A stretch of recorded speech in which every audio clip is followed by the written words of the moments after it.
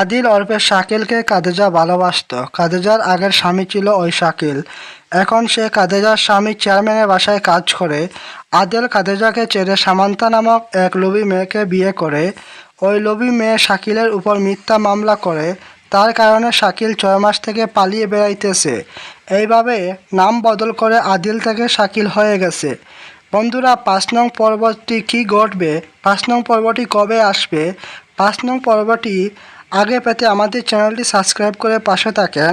4 নং পর্বের শেষে আপনারা দেখতে পাচ্ছেন চেয়ারম্যানকে ভুলভাল বুঝিয়েছে এই হাজেরা, যার কারণে চেয়ারম্যান তাদের দুজনকে হাতে নাতে ধরেছে এবং 2 ঘরে বন্দি করে রেখেছে।